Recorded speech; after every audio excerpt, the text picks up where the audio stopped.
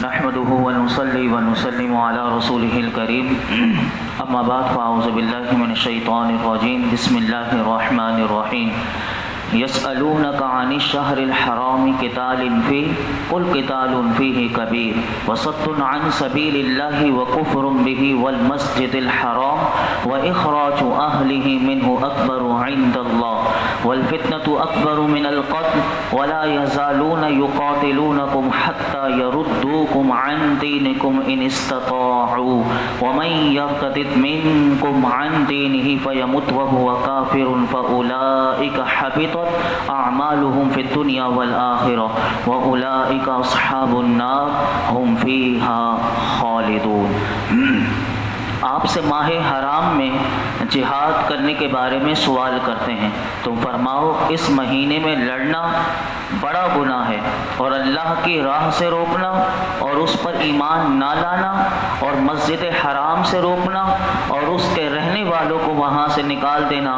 اللہ کے نزدیک اس سے بھی زیادہ بڑا گناہ ہے، اور فتنہ قتل سے بڑا جرم ہے، اور وہ ہمیشہ تم سے لڑتے رہیں گے یہاں تک کہ اگر ان سے ہو سکے تو تمہیں تمہارے دین سے پھیر دیں، اور تم میں جو کوئی اپنے دین سے مرتد ہو جائے اور پھر کافر ہی مر جائے تو ان لوگوں کے تمام اعمال دنیا اور آخرت میں برباد ہو گئے اور وہ دوزخ والے ہیں اور وہ اس میں ہمیشہ رہیں گے۔ اس آیت مبارکہ کا شان نزول یہ ہے کہ حضرت عبداللہ بن جحش رضی اللہ تعالیٰ عنہ کی معیت میں مجاہدین کی ایک جماعت میرے آقا علیہ الصلوۃ والسلام نے روانہ فرمائی کہ جس نے مشرکین سے جہاد کیا۔ اب ان کا خیال تھا کہ لڑائی کا دن جمادی الاخری کا آخری دن ہے، مگر حقیقت میں چاند 29 تاریخ کا ہو گیا تھا اور رجب کی پہلی تاریخ شروع ہو گئی تھی۔ اس پر کفار نے مسلمانوں کو شرم دلائی کہ تم نے ماہ حرام میں جنگ کی۔ پھر نبی پاک صلی اللہ علیہ وسلم سے اس کے متعلق سوال کیا گیا تو اللہ تبارک و تعالی نے یہ آیت مبارکہ نازل کی اور اس میں ان کافروں کو پیغام دیا گیا کہ ماہ حرام میں لڑنا اگرچہ بہت بری بات ہے، لیکن مشرکوں کا شرک، مسلمانوں کو تکلیفیں دینا، نبی کریم صلی اللہ علیہ وسلم کو ستانا، یہاں تک کہ ان کا ہجرت پر مجبور کر دینا، لوگوں کو اسلام قبول کرنے سے روکنا اور نبی کریم صلی اللہ علیہ وسلم اور مسلمانوں کو مسجد حرام میں نماز پڑھنے سے روکنا،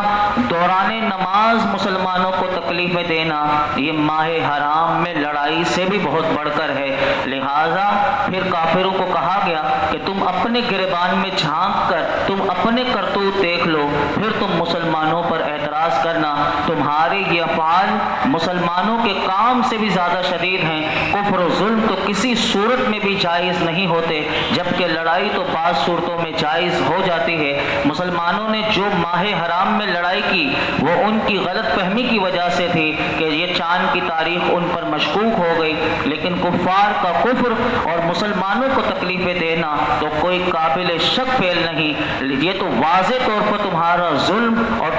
تمہاری سرکشی ہے۔ یاد رہے کہ حرمت والے مہینوں میں جنگ کی ممانعت کا حکم سورہ توبہ کی آیت نمبر 5 سے یہ منسوخ ہو گیا۔ پہلے ماہ یہ جو 4 مقدس مہینے ہیں، رجب کا اور یہ 3 لگاتار جو ہیں ذیقعدہ، ذی الحج اور محرم، یہ چاروں حرمت والے مہینے ہیں۔ پہلے ان چاروں مہینے میں لڑائی منع تھی، لیکن پھر اس کا حکم منسوخ کر دیا گیا۔ اور اس میں جو اس آیت سے ہمیں کیا ملا سبق وہ سنیے، مفسرین فرماتے ہیں کہ اس سے پتہ چلا کہ خود بڑے بڑے عیبوں میں مبتلا ہونا اور دوسروں پر لان تان کرنا یہ ہمیشہ کافروں کا طریقہ ہے۔ یعنی ہمارے اندر اگر ہزاروں عیب ہوں اور ہم دوسروں کے عیب نکالنے لگیں تو گویا کہ ہم یہ کافروں والا طریقہ ہم نے اپنایا ہوا ہے، اور یہ بیماری بڑھتی چلی جا رہی ہے ہمارے معاشرے میں۔ اگر دیکھیں تو لوگ ساری دنیا کی برائیاں،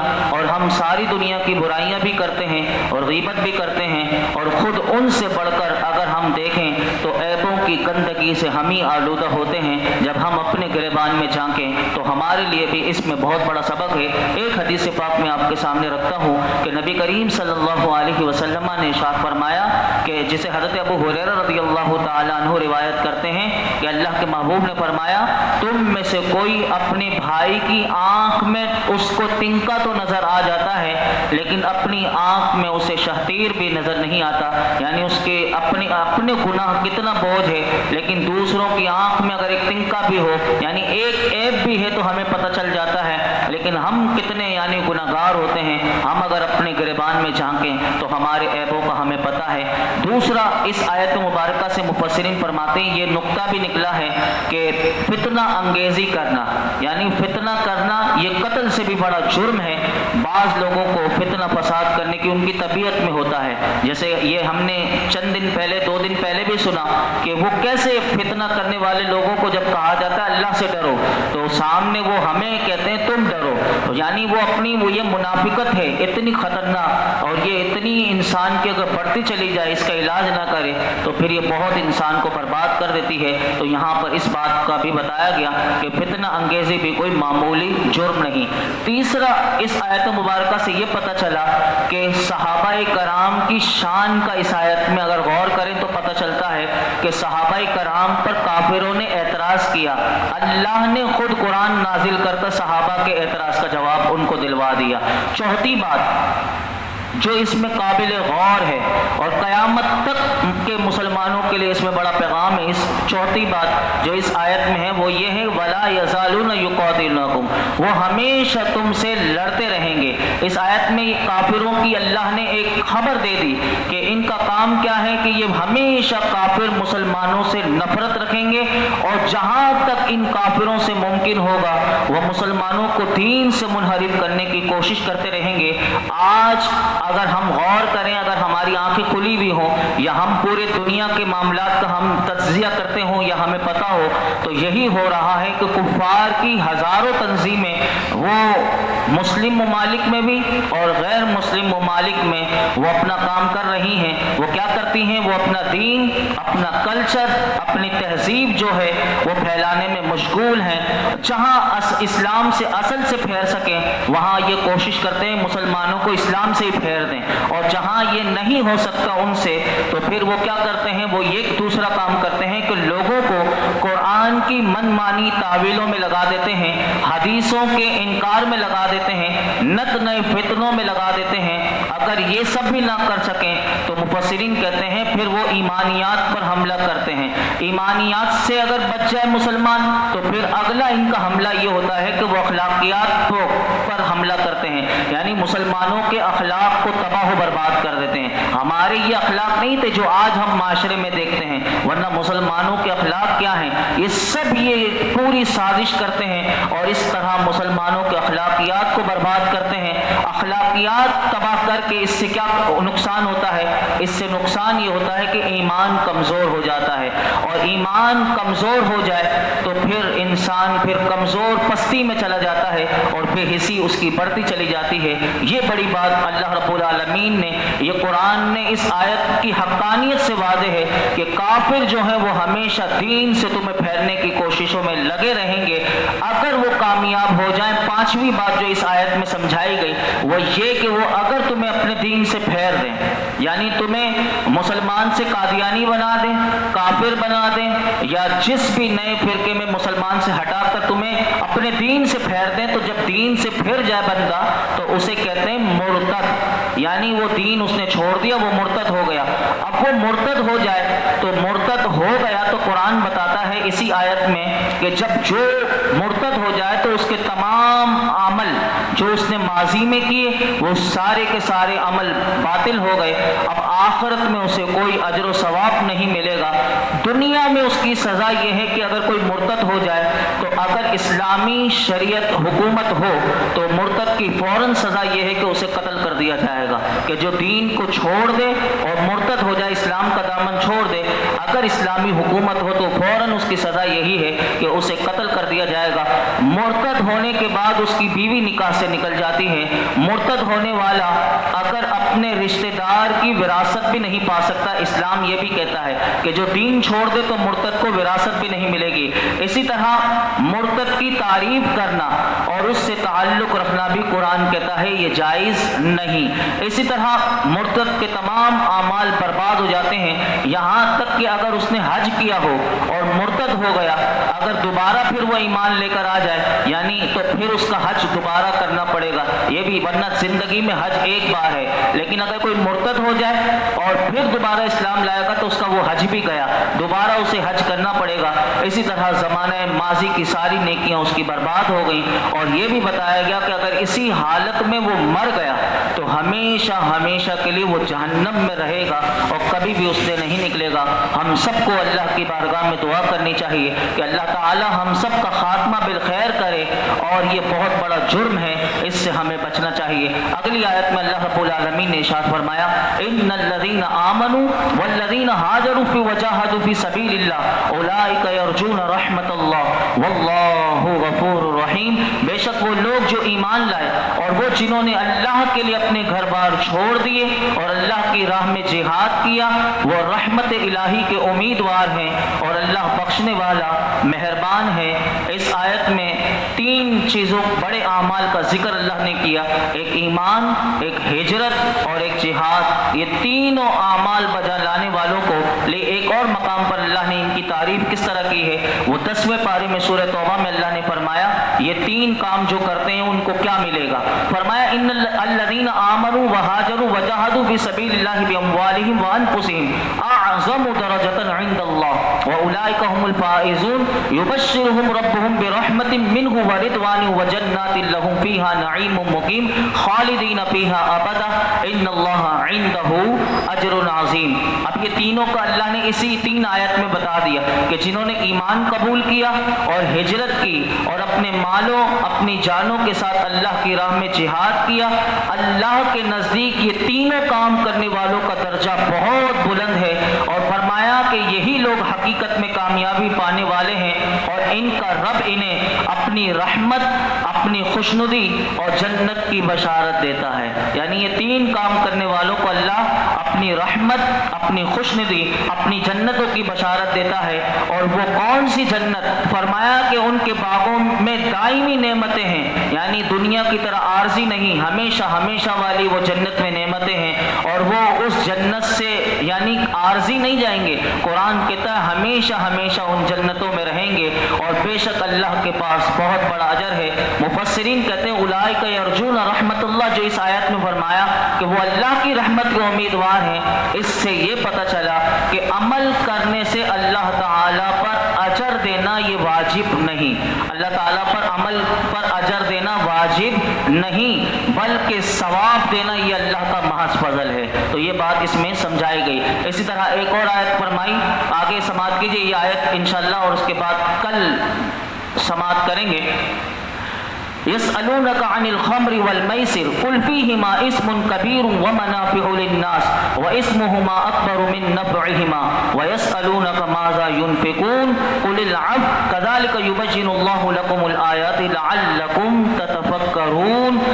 اور فرمایا کہ آپ سے شراب اور جوئے کے متعلق سوال کرتے ہیں، تم فرما دو ان دونوں میں کبیرہ گناہ ہے، اور لوگوں کے لیے دنیاوی منافع بھی ہیں، اور ان کا گناہ ان کے نفع سے زیادہ بڑا ہے۔ آپ سے سوال کرتے ہیں کہ اللہ کی راہ میں کیا خرچ کریں، تم فرماؤ جو زائد بچے۔ اسی طرح اللہ تعالیٰ تم سے آیتیں بیان فرماتا ہے تاکہ تم غور و فکر کرو۔ اس آیت میں اللہ رب العالمین نے شراب اور جوئے کی مذمت کو بیان کیا، اور جوئے شراب کا جو گناہ ہے وہ اس کے نفع سے زیادہ ہے۔ نفع تو یہی ہے کہ انسان اگر شراب پی لے، یہ وہ آیت ہے کہ پہلے شراب کا حرمت یعنی مکمل طور پر حرام نہیں کی گئی تھی۔ کیسے دیکھیے قرآن شراب چھڑواتا ہے، پہلے لوگ شراب کے عادی تھے، تو اس میں بتایا گیا کہ نفع تو یہ ہے کہ تم شراب پیو گے تو اس میں کچھ سرور پیدا ہوگا، اور اس کی خرید و فروخت کرو گے تو تجارتی تھوڑا سا فائدہ ہو جائے گا۔ جوئے میں یہ فائدہ ہے کہ اس میں مال مفت ہاتھ میں آتا ہے، لیکن شراب اور جوئے کی وجہ سے ہونے والے جو گناہ ہیں اور فسادات ہیں ان کا کوئی بھی شمار نہیں کر سکتا۔ اسی طرح فرمایا شراب سے عقل ضائع ہوتی ہے، اس کی غیرت نکل جاتی ہے، اس کی حمیت کا جنازہ نکل جاتا ہے۔ شراب پینے والے کو ماں بہن بیٹی کی عزت کی تمیز ختم ہو جاتی ہے۔ شراب پینے والے کا کبھی دل عبادت میں نہیں لگتا اور اس کے دل سے عبادت کی لذت نکل جاتی ہے۔ جوئے کی وجہ سے لوگوں کے دلوں میں دشمنیاں پیدا ہوتی ہیں، آدمی سب کی نظر میں ذلیل و خوار ہو جاتا ہے۔ جو جوا کھیلتا ہے کبھی کوئی اسے شریف آدمی نہیں کہتا، بلکہ اس کا نام معاشرے میں وہ سٹے باز ہوتا ہے کہ یہ سٹے باز جا رہا ہے۔ تو یہ ایک تو اس کو دنیا میں لقب ملتا ہے جو جوا کھیلتے ہیں، وہ قرآن نے کہا۔ پھر جوئے جو سٹے باز ہوتے ہیں کبھی کبھار وہ اپنا سب مال برباد کر دیتے ہیں، یہاں تک کہ پھر وہ زندگی بھی ہار دیتے ہیں اور وہ کبھی خودکشی کر لیتے ہیں، اور یہاں تک کہ اگر جوئے کی کسی کو عادت پڑ جائے تو پھر کبھی اس سے محنت نہیں ہوتی اور مفت خور بننے کی اس کو عادت بن جاتی ہے۔ ایک روایت بڑی خوبصورت ہے، میں آپ کے سامنے رکھوں گا کہ ایک بار جبریل امین میرے آقا علیہ الصلوۃ والسلام کی بارگاہ میں آئے اور عرض کیا اللہ رب العالمین کو حضرت جعفر طیار کی 4 خصلتیں بہت پسند ہیں۔ حضرت جعفر طیار کی 4 عادتیں اللہ کو بڑی پسند ہیں۔ میرے آقا علیہ الصلوۃ والسلام نے جبریل امین سے نہیں پوچھا، حضرت جعفر کو ہی بلا لیا۔ حضرت جعفر حضرت علی کے بھائی ہیں۔ حضرت جعفر طیار وہ ہیں کہ جن کو جو غزوہ موطا میں شہید ہو گئے تو ان کو اللہ نے سونے کے پر عطا کر دیے اور وہ عطا کر دیے کہ وہ فرشتوں کے ساتھ اڑتے بھی ہیں جنت میں۔ تو حضرت جعفر طیار رضی اللہ تعالیٰ عنہ سے جب میرے آقا نے پوچھا اے جعفر تمہاری 4 عادتیں کون سی ہیں جو اللہ کو بڑی پسند ہیں، تو حضرت جعفر نے کہا یا رسول اللہ میں نے کبھی شراب نہیں پی۔ نمبر 1 کہا کہ اس کا حرمت کا حکم نازل ہونے سے پہلے بھی میں نے کبھی شراب نہیں پی، تو وجہ بتائی کیوں نہیں پی، تو کہا کہ میں یہ جانتا تھا پہلے سے کہ اسے پینے سے عقل زائل ہو جاتی ہے اور میں تو یہ چاہتا تھا میری عقل اور تیز ہو جائے، یعنی میں نے شراب اس لیے نہیں پی کہ میں جانتا تھا کہ اس سے تو عقل ختم ہو جاتی ہے اور میں تو یہ چاہتا ہوں میری عقل اور بڑھ جائے۔ نمبر 1۔ نمبر 2 حضور نے پوچھا دوسری عادت، تو کہا کہ میں نے کبھی بت کی پوجا نہیں کی، یعنی جو بت پرستی کا دور تھا تو میں نے اب وجہ بتائی کیونکہ یہ پتھر کے تھے اور میں یہ جانتا تھا کہ پتھر کبھی کوئی نفع نہیں دیتا اور نقصان نہیں دیتا۔ نمبر 3 حضور نے پوچھا تو کہا میں نے کبھی زنا میں مبتلا نہیں ہوا کیونکہ میں اس کو بغیرتی سمجھتا تھا۔ نمبر 4 اللہ کرے کہ ہم بھی زنا کی عادت، یہ جو جعفر طیار رضی اللہ تعالیٰ کی بات ہے کہ زنا بڑی بغیرتی کا کام ہے، اس سے ہم بھی یہ ذہن میں رکھ لیں تو انسان کبھی گناہ کی طرف نہ جائے۔ چوتھی بات جو آپ نے بتائی کہ میں نے کبھی جھوٹ نہیں بولا، تو وجہ بتائی کیوں کہ جھوٹ کیوں نہیں بولا، تو کہا میں اس کو کمینہ پن خیال کرتا تھا، یعنی یہ 4 عادتیں اللہ کو اتنی پسند اور اس کی وجہ بھی انہیں پسند بتائی کہ میں کیوں نہیں کرتا تھا، ان عادتوں کو میں نے کیوں چھوڑا، وہ بات بھی بتا دی۔ اور یہ تو حضرت جعفر طیار۔ اب آئیے مولا علی کی بھی میں آپ کے سامنے رکھ دوں، جوئے کے بارے میں کل رکھوں گا کیونکہ ہمارا وقت مکمل ہو گیا۔ صرف حضرت علی رضی اللہ تعالیٰ عنہ شراب سے کتنی نفرت کرتے ہیں میں آپ کے سامنے رکھ دوں، اگر کوئی پیتا ہو تو آپ اس کے سامنے یہ 4 باتیں رکھیے گا، ورنہ حضرت علی کی یہ بات آپ اس کے سامنے رکھ دیں گے، ہو سکتا ہے کہ وہ کبھی شراب آپ اس سے چھڑوا دیں۔ حضرت علی فرماتے ہیں کہ اگر شراب کا ایک قطرہ کنویں میں گر جائے پھر اس کی جگہ مینارہ بنایا جائے تو میں اس پر اذان نہ کہوں گا۔ فرمایا کہ اگر وہ دریا میں شراب کا قطرہ گر جائے پھر دریا خشک ہو جائے اور اس کی جگہ گھاس پیدا ہو جائے تو میں کبھی اپنے جانوروں کو وہاں سے گھاس نہیں کھانے دوں گا، یعنی وہاں سے آپ اندازہ لگائیں یہ کیسے سلیم الفطرت لوگ تھے، انہیں گناہوں سے کس قدر نفرت تھی۔ اللہ کرے کہ ہمیں بھی گناہوں سے نفرت ہو جائے۔ جوئے کے متعلق کل انشاءاللہ میں آپ کے سامنے رکھوں گا۔ اللہ رب العالمین جو کچھ ہم نے سنا اسے یاد رکھنے، سمجھنے، عمل کرنے کی توفیق عطا فرمائے۔ الحمدللہ رب العالمین والصلاة والسلام علی سید الانبیاء والمرسلین وعلی آلہ واصحابہ اجمعین۔ یا اللہ پاک جو کچھ ہم نے سنایا، سیکھا سکھایا، مولا کریم اپنی بارگاہ میں قبول فرما، ہمیں اخلاص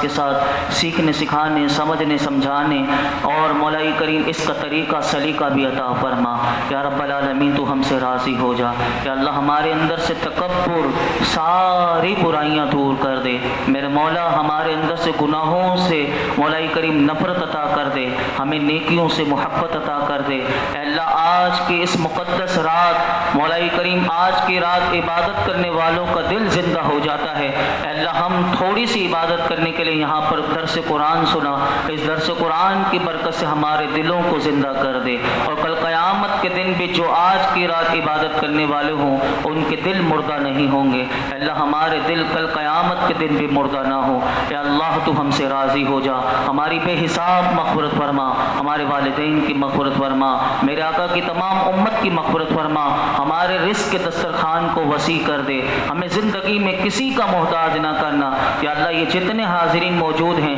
ان کے دلوں میں جو حاجتیں ہوں، جو تمنائیں ہوں، جو پریشانیاں ہوں، وہ پریشانیاں دور کر دے، اور حاجتوں پر اپنی رحمت کی نظر فرما۔ وصلی